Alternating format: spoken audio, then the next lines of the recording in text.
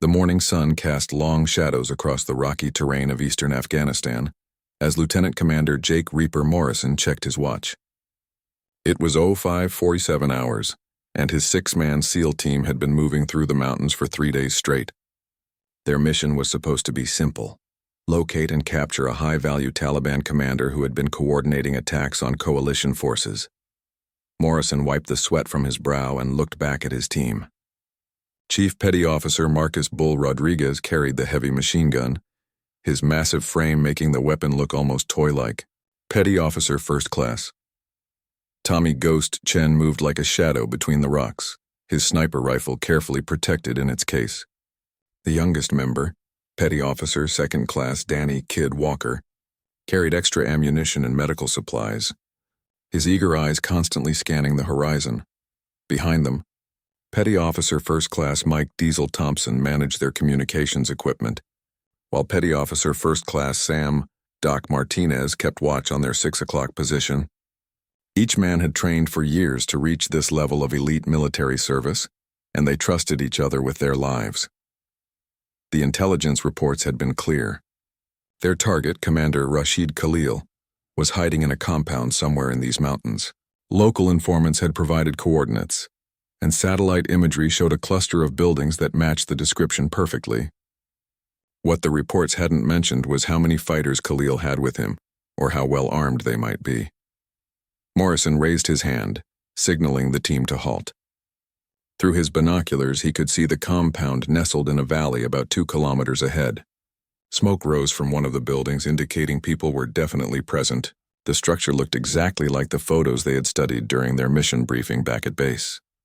"Ghost, what do you see through that scope?" Morrison whispered into his radio. Chen had already set up his sniper rifle on a stable rock formation.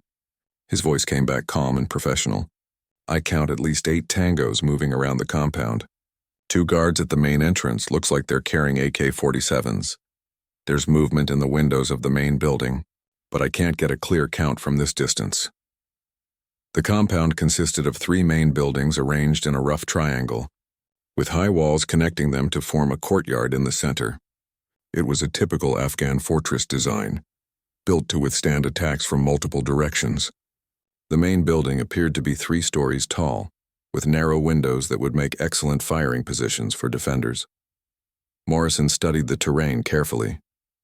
The approach to the compound would require crossing about 800 meters of open ground with very little cover. A few scattered boulders and a dry riverbed provided the only concealment available.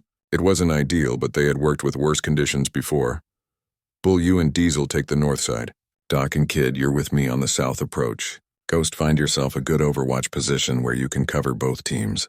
We move in 15 minutes. The team began their final preparations. Each man checked his weapons, ammunition, and communication equipment one last time. They had done this routine hundreds of times in training and dozens of times in real combat situations. The familiar ritual helped calm their nerves and focus their minds on the mission ahead. Rodriguez loaded a fresh belt of ammunition into his M249 machine gun and tested the action. The weapon was his specialty, and he could lay down suppressing fire that would keep enemy heads down while his teammates maneuvered into position.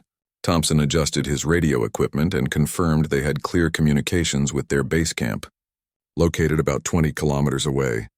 Martinez organized his medical supplies, making sure he could reach everything quickly if someone got wounded. He had saved the lives of countless soldiers during his career, and his teammates knew they were in good hands if things went bad.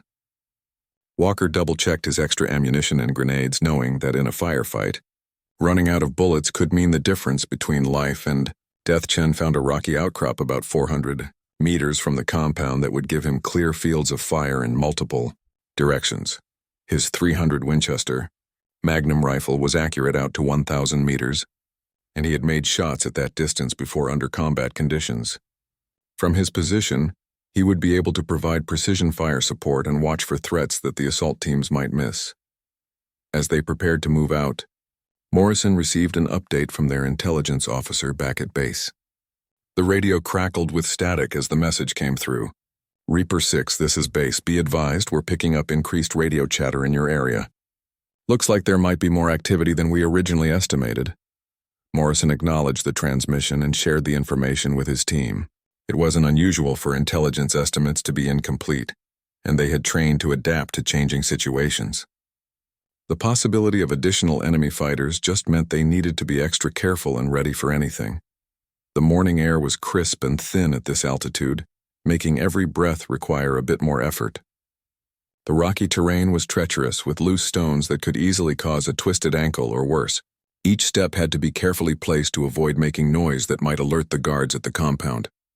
As they began their approach, Morrison felt the familiar mixture of excitement and caution that came with every mission. His team was among the best-trained special operations forces in the world, but combat was always unpredictable. No matter how much planning and preparation went into an operation, things could change in an instant. The compound grew larger in their view as they moved closer. Morrison could now see details that hadn't been visible from their earlier position. The walls were higher than they had appeared in the satellite photos, probably about 12 feet tall with broken glass embedded in the top. Guard towers stood at two corners, though they appeared to be empty at the moment. Chen's voice came through their earpieces, calm and steady as always. Reaper 6, I'm in position. I have eyes on the compound and clear fields of fire. 2 guards still at the main entrance, and I'm seeing more movement inside the courtyard now. Looks like they might be getting ready for something. Morrison felt a slight chill that had nothing to do with the mountain air. Something about this situation was starting to feel different from their usual operations. The compound seemed too quiet, too organized. But they had come too far to turn back now, and their mission was critical to ongoing operations in the region. The hunt for Commander Khalil was about to begin in earnest. Morrison's team moved like ghosts across the rocky terrain, using every piece of natural cover available. The dry riverbed provided a shallow depression that allowed them to advance while staying below the sight lines of the guards at the compound. Each man moved in carefully timed bounds, with one person covering while the others advanced. The closer they got to the target, the more Morrison's instincts began to warn him that something wasn't right. The compound looked exactly like their intelligence photos, but there was an artificial quality to the scene that bothered him. The guards seemed to be standing in perfect positions, almost like they were posing for surveillance cameras. "Ghost, are you seeing anything unusual about the guard positions?" Morrison whispered into his radio. Chen had been thinking the same thing. Through his high-powered scope, he could see details that weren't visible to the assault teams. Reaper 6, the guards looked too relaxed for a high-security location. They're not scanning their surroundings properly, and their weapons are slung casually. Either they're very poorly trained or something else is going on. Rodriguez and Thompson had reached their position on the north side of the compound. The machine gunner set up his weapon behind a large boulder that would give him good fields of fire while protecting him from return shots. Thompson established communication with their base and confirmed that backup forces were standing by if needed. On the south side, Morrison crouched behind a rocky outcrop with Martinez and Walker. They were now only about 200 meters from the compound walls. At this distance, they could hear voices from inside the courtyard, speaking in the local Pashto language. Martinez, who spoke some of the local dialects, listened carefully to try to understand what was being said. "Doc, what are they talking about?" Morrison asked quietly. Martinez frowned as he strained to hear the conversation. "It's hard to make out clearly, but they seem to be discussing timing for something. I heard the word for soon several times and something about brothers coming from the east." The mention of reinforcements arriving made Morrison's blood run cold. If additional enemy fighters were heading toward the compound, his small team could quickly find themselves outnumbered and surrounded. He had to make a decision quickly about whether to proceed with the assault or withdraw and call for backup. Before he could decide, Walker's sharp eyes spotted movement on the ridge above the compound. "Contact 2 o'clock high. I count at least 6 fighters with weapons moving along the ridgeline." Chen immediately swung his rifle toward the new threat. Through his scope, he could see armed men carrying AK-47s and what looked like rocket-propelled grenade launchers. They were moving in a coordinated fashion that suggested military training rather than the typical irregular tactics of local militia groups. "Reaper 6, we've got a problem," Chen reported. "Those aren't farmers with hunting rifles. These guys look like they know what they're doing and they're armed for serious combat." Morrison realized that their intelligence had been completely wrong about the security situation at the compound. Instead of finding a lightly defended hideout, they had stumbled into what appeared to be a major enemy stronghold.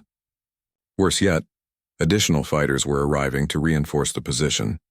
As if responding to some unseen signal, the guards at the compound entrance suddenly became much more alert. They unslung their weapons and began scanning the surrounding area with purpose. One of them spoke into a handheld radio, probably coordinating with the fighters on the ridge. "All teams, we've been compromised," Morrison announced over the radio. "Prepare for immediate contact. This is not going according to plan." The situation deteriorated rapidly. More armed figures appeared in the windows of the main building, and Morrison could see the barrels of rifles being positioned to cover all the approaches to the compound. Someone inside had obviously spotted his team despite their careful approach. Suddenly, the morning air erupted with the sharp crack of rifle fire. Bullets began striking the rocks around Morrison's position, sending chips of stone flying in all directions.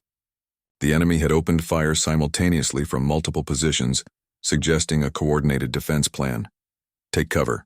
Return fire," Morrison shouted as he dove behind a larger boulder. Rodriguez opened up with his machine gun, the heavy weapon chattering as it sent streams of bullets toward the compound walls. The sound echoed off the surrounding mountains like thunder, and brass casings flew from the weapon as he laid down, suppressing fire. Chen began engaging targets of opportunity with precision shots from his sniper rifle. His first shot took down one of the guards at the main entrance, but immediately drew return fire from shooters in the building windows. Bullets whined off the rocks around his position as enemy fighters tried to locate his hiding spot. Thompson worked frantically with his radio, calling their base for immediate backup support. "Base, this is Reaper Team. We are in contact with a numerically superior enemy force. Request immediate air support and quick reaction force deployment to our position." The response from base was not what they wanted to hear. "Reaper Team, be advised that air support is unavailable due to weather conditions in your area. Quick reaction force is being prepared, but will require at least 2 hours to reach your position." 2 hours might as well have been 2 days given their current situation. Morrison's team was heavily outnumbered, running low on ammunition, and completely surrounded by enemy fighters who seemed to know exactly where they were positioned. Martinez dragged Walker behind better cover as bullets continued to strike around them. The young SEAL had taken a graze across his arm but was still able to fight. "Just a scratch, Doc," Walker insisted, though Martinez could see the wound was more serious than the kid was admitting. More enemy fighters appeared on the ridges surrounding their position. Morrison counted at least 20 armed men, and more seemed to be arriving every few minutes. Someone had definitely been expecting their attack, which meant either their intelligence was completely wrong, or there had been a security leak somewhere in the planning process. "Reaper 6, we need to get out of here," Rodriguez called over the radio between bursts from his machine gun. "We're taking fire from 3 different directions and I'm down to my last 2 belts of ammunition." Morrison assessed their tactical situation quickly. They were trapped in a valley with high ground controlled by the enemy. Their ammunition was running low, they had wounded team members and no immediate backup available.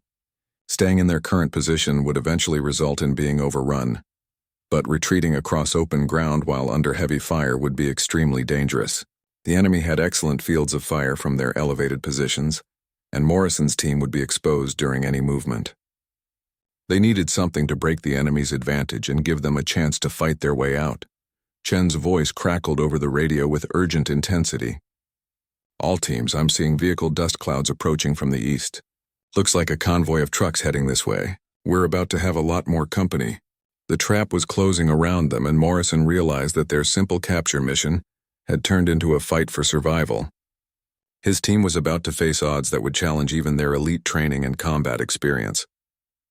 The sound of diesel engines grew louder as the convoy of trucks approached the compound.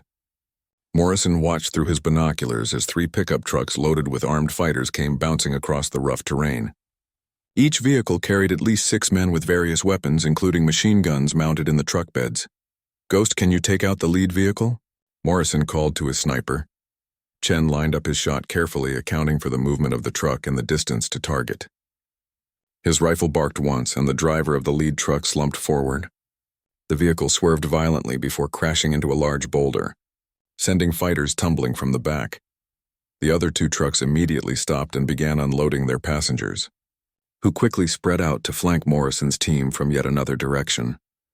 The tactical situation was becoming impossible. Enemy fighters now controlled the high ground on 3 sides, with more approaching from the 4th direction. Walker winced as he changed magazines in his rifle, the wound on his arm making the simple task more difficult. Blood had soaked through the field dressing that Martinez had applied, but the young SEAL refused to stop fighting. "I'm good to go, Reaper 6, he insisted, though his face was pale from blood loss. Rodriguez's machine gun fell silent as he ran through his ammunition supply. "That's it for the belt fed," he announced, switching to his backup rifle. The loss of their heaviest firepower was a serious blow to their defensive capabilities.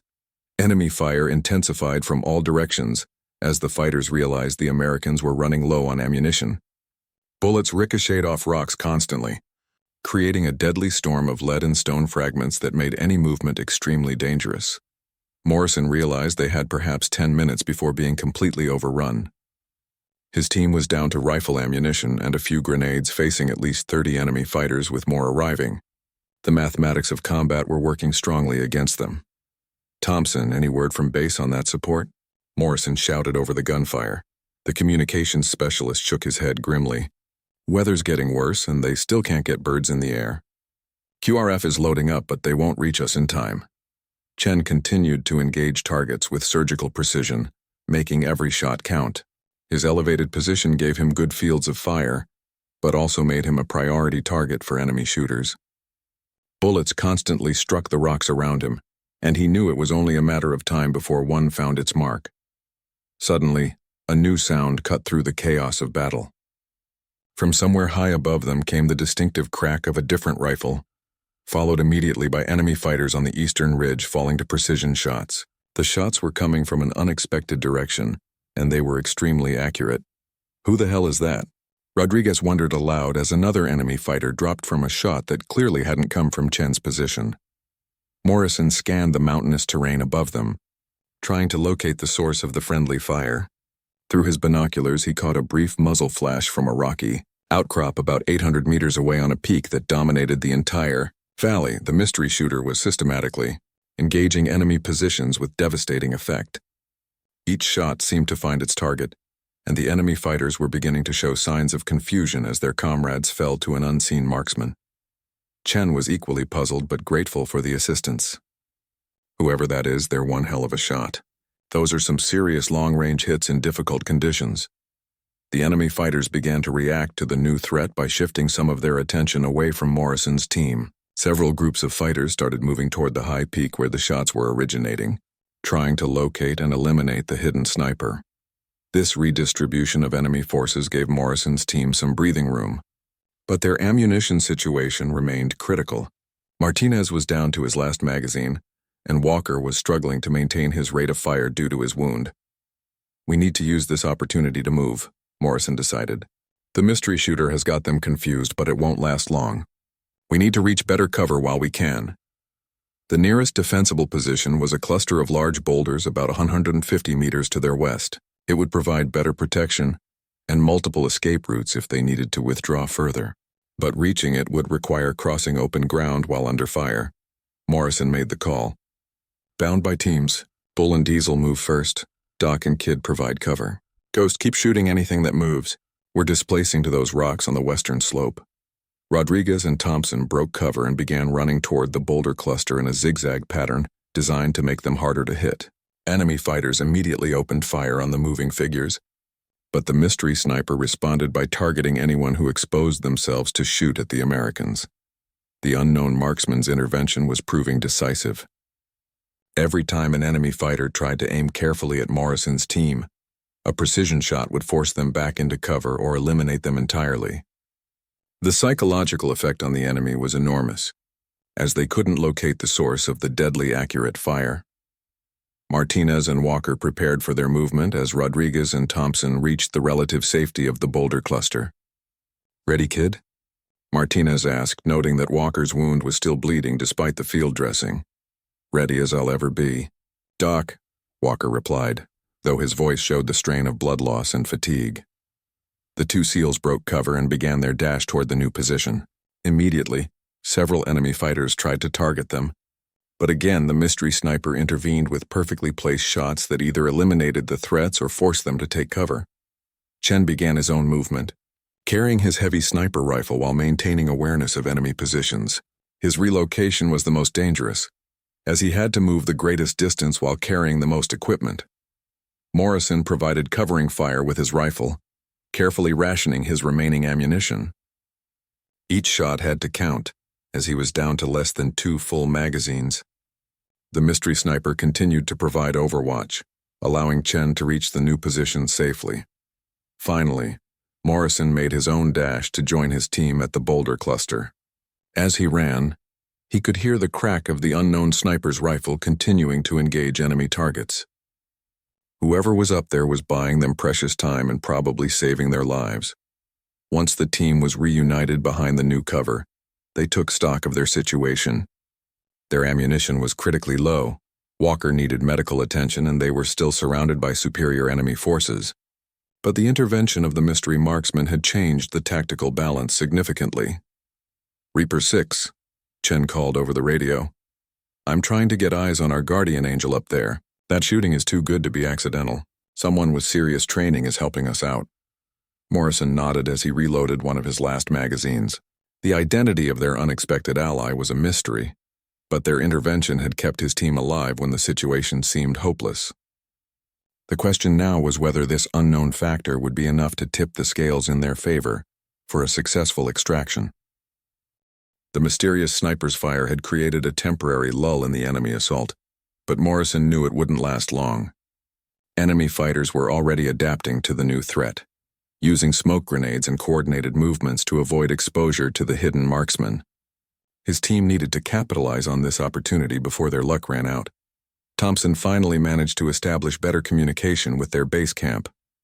"Reaper 6, I've got clearer comms now. Base says the weather is starting to break and they might be able to get a helicopter in here within the hour." An hour was still a long time when surrounded by hostile forces, but it gave them something to work toward. Morrison studied the terrain around their position, looking for ways to improve their defensive situation while they waited for extraction. The boulder cluster provided good cover from direct fire, but it wouldn't protect them from grenades or rocket-propelled weapons. Morrison could see enemy fighters positioning themselves to use indirect fire against the American position, which would force his team to move again soon. Walker's condition was deteriorating despite Martinez's best efforts with field medicine. The young SEAL had lost more blood than initially apparent, and his responses were becoming slower. He needed proper medical treatment soon, or the wound that had seemed minor could become life-threatening. "Doc, how's the kid holding up?"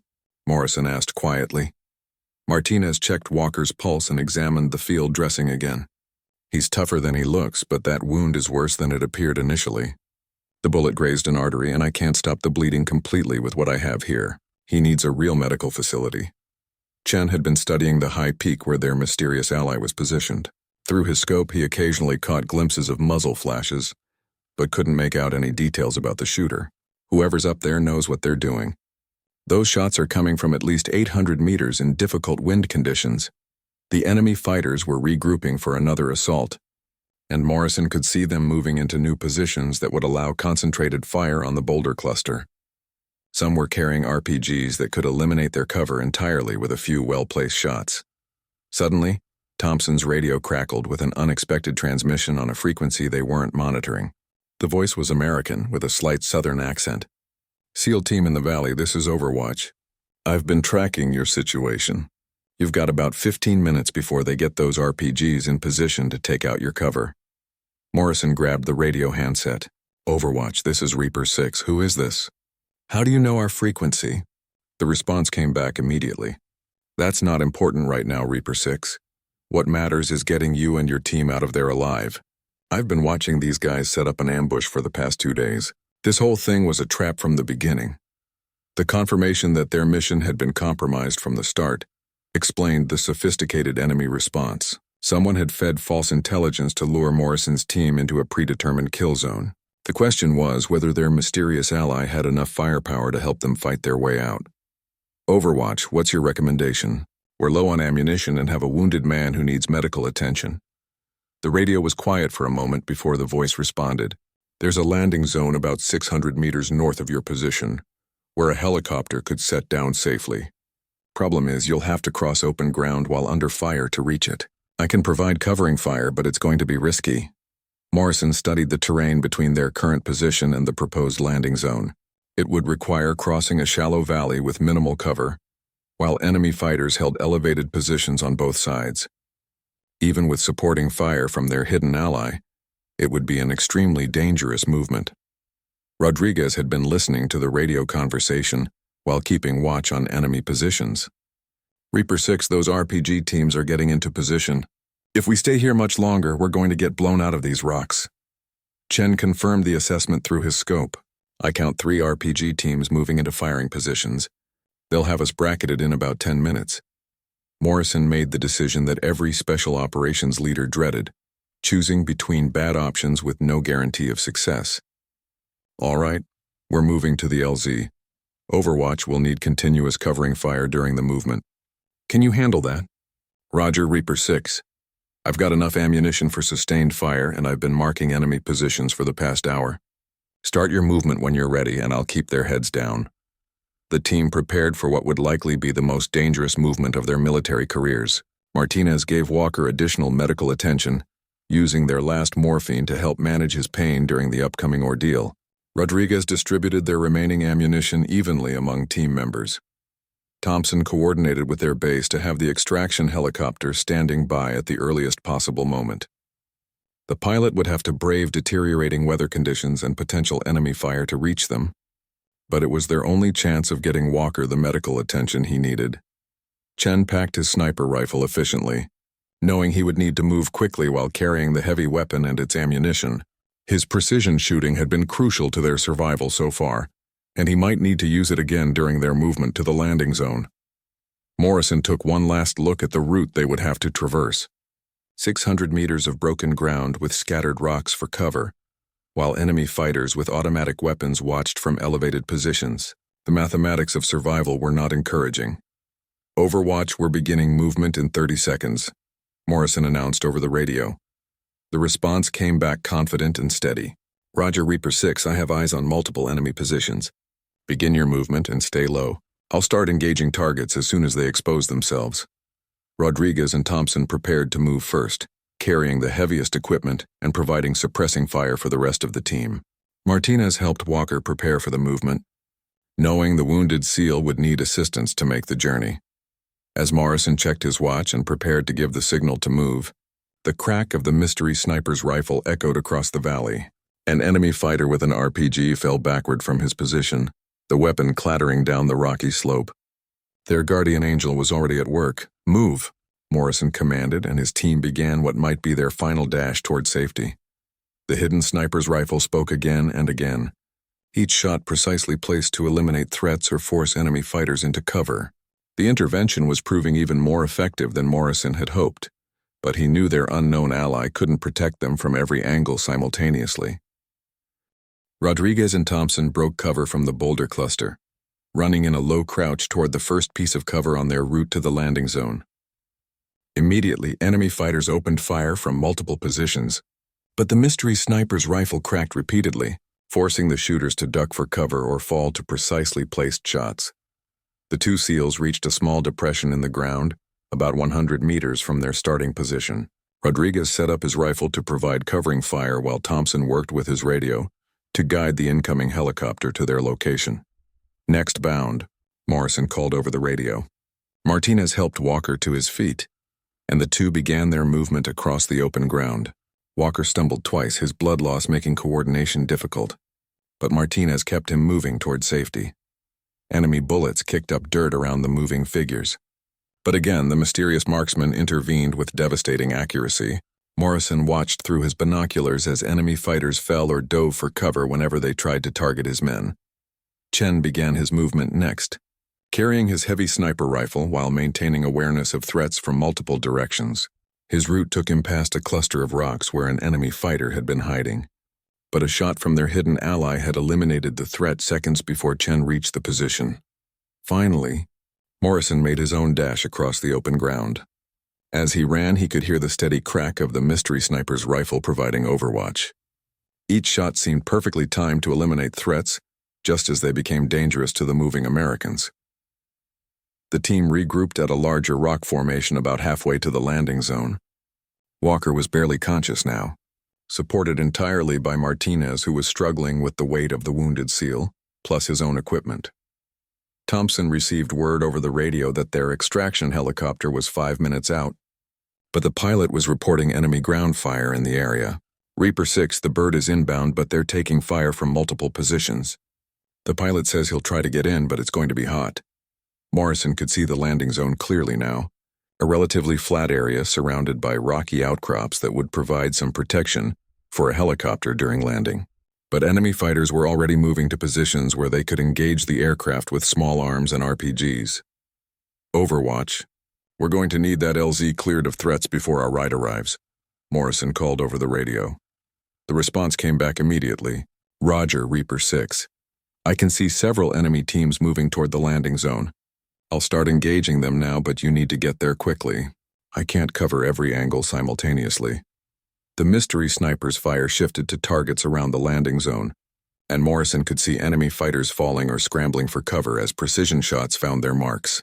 Whoever was providing Overwatch had an excellent understanding of battlefield tactics and knew exactly which threats to prioritize. Rodriguez and Thompson moved out again, bounding toward the landing zone while the hidden marksman provided covering fire.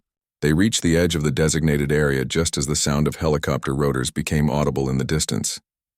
The UH-60 Blackhawk appeared over the ridge, flying fast and low to minimize exposure to ground fire.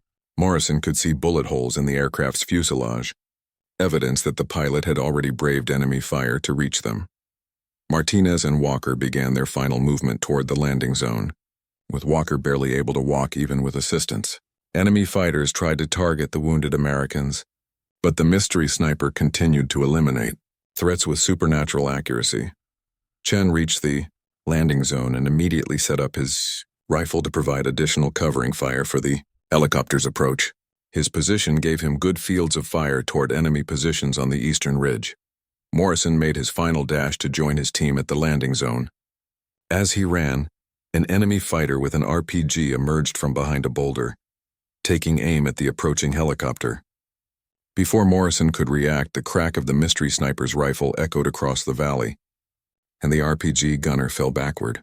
The helicopter flared for landing, its rotors creating a swirling cloud of dust and debris. The crew chief was already at the door, ready to help load the wounded Walker aboard the aircraft. "Load up, load up!" Morrison shouted over the noise of the rotors and continuing gunfire. Rodriguez and Thompson reached the helicopter first, providing security, while Martinez and Chen carried Walker toward the aircraft. The wounded SEAL was unconscious now, having lost too much blood during their movement across the valley. Enemy fire continued from multiple directions, but it was noticeably less accurate and coordinated than before. The mystery sniper had eliminated many of the key leaders and weapon teams, disrupting the enemy's ability to concentrate their fire effectively. Chen was the last to board, carrying his sniper rifle and scanning for threats until the moment he stepped onto the helicopter. As the aircraft lifted off, he could see muzzle flashes from the high peak where their guardian angel continued to provide covering fire. Overwatch. "This is Reaper 6, Morrison called over the radio as the helicopter gained altitude. "We're clear and ascending. Thanks for the assist. Who are you?" The radio crackled with static for a moment before the familiar southern voice responded. "Just someone who believes in helping fellow Americans when they're in trouble, Reaper 6. Glad I could help. How do we contact you?" "We owe you our lives." There was a long pause before the response came back. "That's not necessary, Reaper 6, just doing my job. Stay safe out there." The radio went silent, and subsequent attempts to contact their mysterious ally received no response. Morrison stared out the helicopter window at the high peak where their savior had been positioned, but could see no movement or other signs of human presence.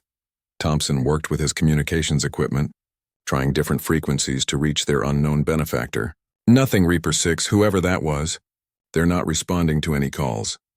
The helicopter pilot reported that they were clear of the immediate threat area and heading toward a forward operating base where Walker could receive proper medical treatment. The crew chief had already started an IV and was monitoring the wounded SEAL's vital signs. Rodriguez checked his equipment and discovered that he had only 3 rounds of rifle ammunition remaining. "That was way too close," he muttered. "Without our mystery friend, we'd all be dead back there." Chen was studying the terrain below through his scope, trying to spot any sign of their benefactor. "I've been thinking about those shots. The accuracy, the timing, the tactical awareness. That wasn't some random person who happened to be in the area. That was a professional. Martinez was working to stabilize Walker's condition during the flight. Whoever it was, they saved the kid's life.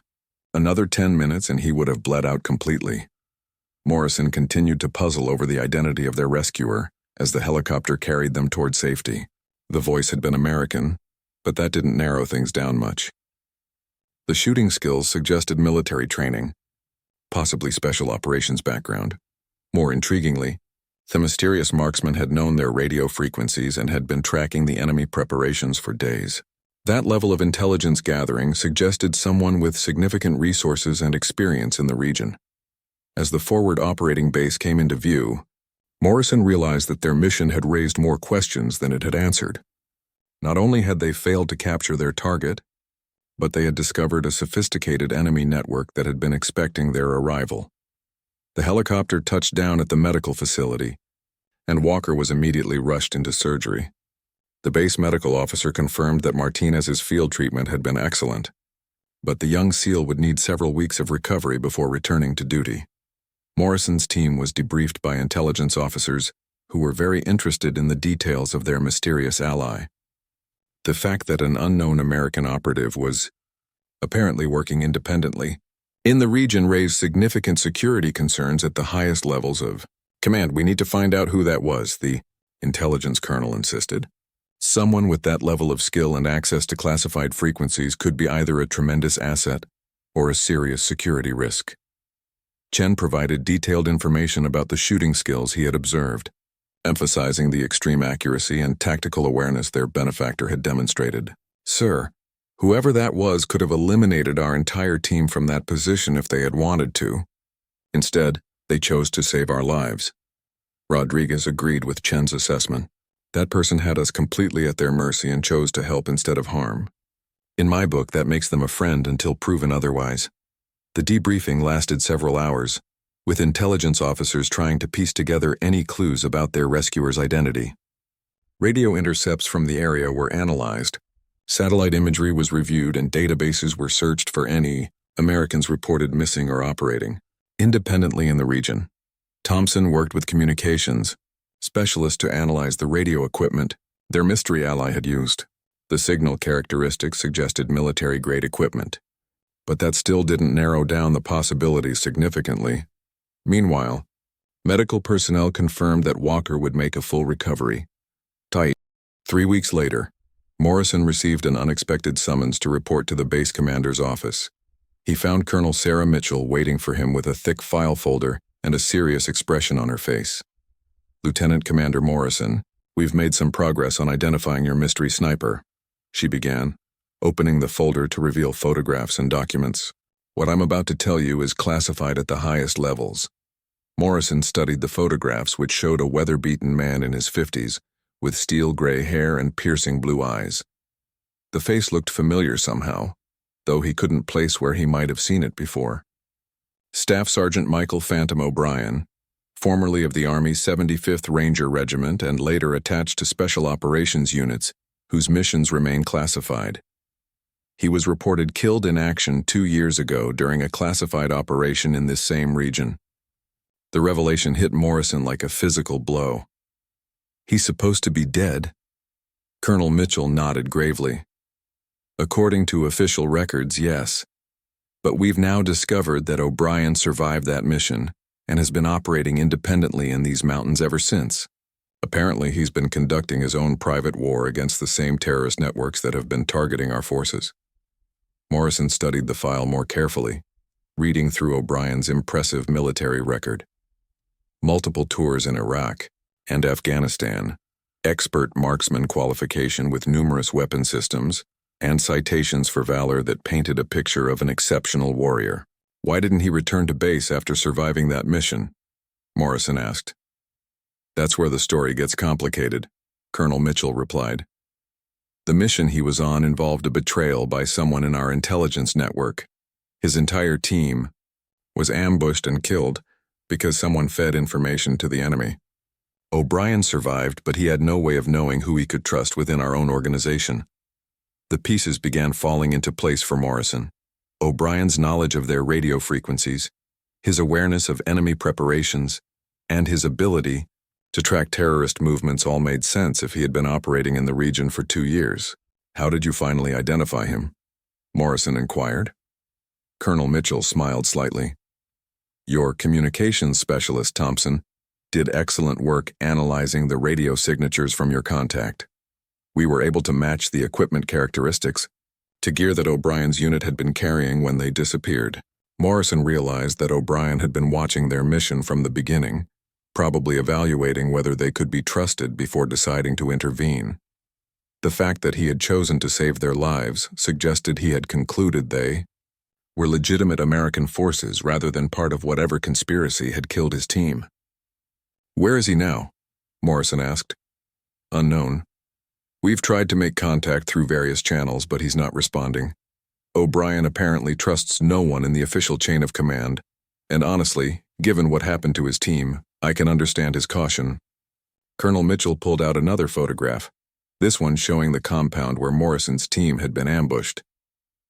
"This is interesting, though. Satellite imagery taken the day after your extraction shows that the compound was completely destroyed. Someone used explosives to eliminate the entire enemy position." Morrison studied the image, which showed nothing but rubble where the buildings had once stood. The destruction was thorough and professional, suggesting someone with demolitions, expertise, and access to significant quantities of explosives. "O'Brien's handiwork?" Morrison guessed. "Almost certainly. He apparently used your mission as an opportunity to identify and eliminate a major enemy stronghold. The intelligence we've gathered suggests that Compound was a key coordination center for terrorist activities throughout the region. The revelation that their failed mission had actually resulted in a significant victory against the enemy was both satisfying and sobering. O'Brien had turned their near disaster into a strategic success, but at the cost of remaining isolated from his own forces. Morrison thought about Walker, who was recovering well from his wounds and would soon return to duty. The young SEAL owed his life to a man who was officially dead and couldn't be publicly recognized for his heroism. "What happens now?" Morrison asked. Colonel Mitchell closed the file carefully. "Officially, this conversation never happened. O'Brien remains classified as killed in action, and your mystery sniper remains unidentified, but unofficially we're hoping that someone might be able to establish contact with him." Morrison understood the unspoken suggestion. "You want me to go back out there and try to find him?" "I want you to think about it. O'Brien is a valuable asset who's been operating without support for 2 years. He's proven he's still on our side, but he's also proven he can't be brought in through normal channels. Maybe someone whose life he saved might have better luck making contact." Morrison considered the proposal carefully. Searching for a man who didn't want to be found in thousands of square miles of hostile territory would be extremely dangerous. But O'Brien had risked his own life to save Morrison's team, and the gesture deserved some kind of response. "If I were to attempt contact, what would be the message?" Morrison asked. "That his country hasn't forgotten him. That we know what really happened to his team, and we've identified and dealt with the security leak that caused it. Most importantly, that he has friends who would welcome him home." Colonel Mitchell stood and walked to the window, looking out at the mountains where O'Brien was presumably still hiding. "He's been alone out there for 2 years, fighting our enemies with no support and no recognition. That takes a special kind of courage and dedication." Morrison made his decision. "I'll need a small team and we'll have to go in completely off the books. No official mission orders, no backup support, no record of the operation." "Understood. And Morrison? If you do make contact with him, tell him that there are people in this organization who consider him a hero, regardless of what the official records say." 3 days later, Morrison found himself back in the mountains with Chen and Rodriguez, carrying minimal equipment and enough supplies for a week-long search. They had no specific destination, only the general area where O'Brien was believed to be operating.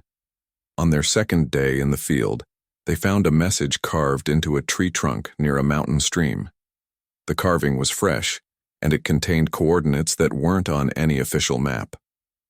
Morrison recognized the style of military communication and knew they were on the right track. Following the coordinates led them to a small cave hidden among rocky outcrops. Inside, they found evidence that someone had been using the location as a temporary shelter. More importantly, they found a handwritten note addressed to Reaper 6. The note was brief and to the point. If you're reading this, it means you came back looking for answers. Meet me at sunrise tomorrow at the place where we first spoke. Come alone, and bring proof that you can be trusted. Morrison knew immediately what O'Brien meant. The place where they had first spoken was the landing zone where his team had been extracted. As for proof of trust, Morrison had brought something he hoped would be sufficient. Walker's dog tags along with a message of gratitude from the young SEAL who owed his life to the Phantom Sniper.